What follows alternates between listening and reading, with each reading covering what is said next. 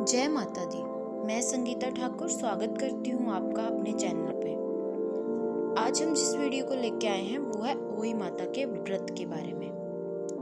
आप सबने सुना होगा इस माता के व्रत के बारे में। अहोई माता का व्रत करवा चौथ के 4 दिन के बाद आता है। तो हम आपको तिथि भी बताएंगे 2021 में कब आ रहा है अहोई माता का व्रत, और इसकी कथा भी आपको बताएंगे।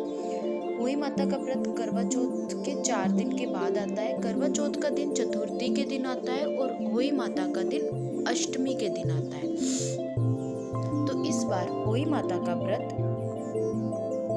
28 तारीख को आ रहा है, मतलब 28 अक्टूबर को अहोई माता का व्रत आ रहा है, अष्टमी के दिन होई अष्टमी का व्रत। और ये व्रत अपने बच्चों के लिए रखा जाता है और परिवार में जो भी अनचाही अनजानी मुसीबतें होती है उनको टालने के लिए अहोई माता रक्षा करती है उनसे।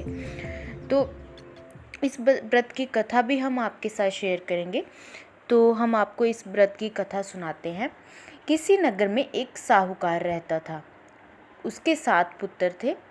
एक दिन साहूकार की पत्नी खदान में से खोद कर मिट्टी लाने के लिए गई।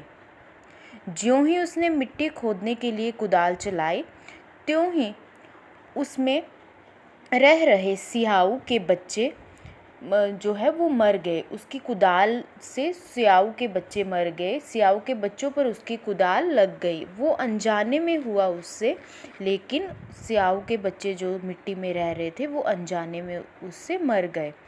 तब साहूकार की पत्नी ने सियाऊ के बच्चे हैं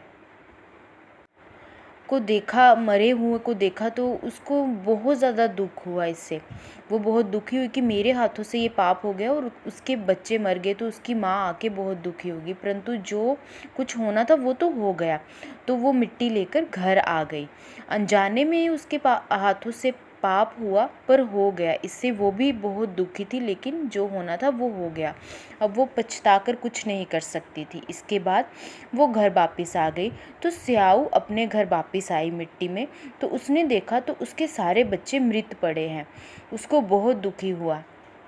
वो दुख से कहराने लगी, अत्यंत दुखी बिलाप करने लगी। तो उसने अपने दुख में, मतलब माँ की जो दुखी आत्मा होती है उसमें से जो आवाज़ निकलती है, तो उसी दुख में उसने भगवान से मांगा, हे ईश्वर, जिसने भी मेरे बच्चों को मारा है उसके बच्चे भी ऐसे ही मर जाएं। तो दुखी आत्मा की जो आवाज़ है वो ईश्वर भी सुनते हैं। बेशक उसके अनजाने में बच्चों को मारा था, वो नहीं चाहती थी, लेकिन उसके हाथों से ये पाप हुआ था। तो उसने भी ईश्वर से जैसे चाहा कि जिसने मेरे बच्चे मारे हैं उसके बच्चे भी ऐसे ही मर जाए। 1 साल के अंदर देखते देखते उस औरत के, सेठ सेठानी के 7 लड़के थे, वो सातों मर गए। अब उन दोनों ने, उस दंपत्ति ने ये विचार किया, क्योंकि उनके बच्चे कोई भी नहीं रहे, वो बहुत दुखी हुए। उन्होंने किसी तीर्थ स्थान पर जाकर अपने प्राणों का विसर्जन, मतलब प्राण जो त्यागने का संकल्प कर लिया।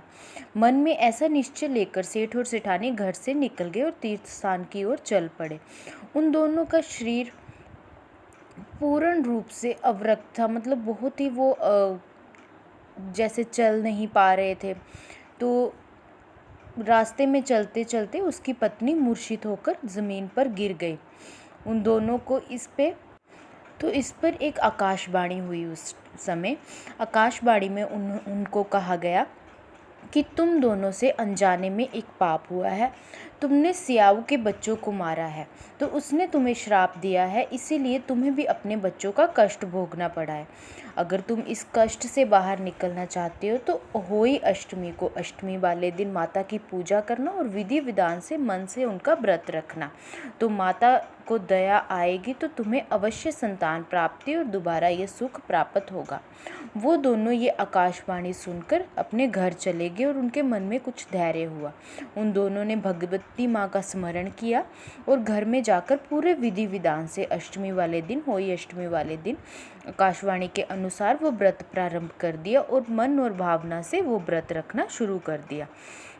माता रानी की उन पर कृपा हुई, भगवान की कृपा, और पुणे सेठ सेठानी के घर में दोबारा से पुत्रों ने जन्म लिया और वह 7 पुत्र उसको वापस मिल गए। बोलो होई अष्टमी माँ की जय। इसी तरह से होई अष्टमी सब पर अपनी कृपा बनाए रखे और सबके बच्चों को सुरक्षित रखे। तो ये थी होई अष्टमी जी की कथा। और 28 अक्टूबर को होई अष्टमी माता का व्रत आ रहा है। और इसके विधि विधान कथा में अगर कोई भी आपको प्रश्न हो, कोई दुविधा हो, तो आप कमेंट कर सकते हैं, हम अवश्य आपको बताएंगे।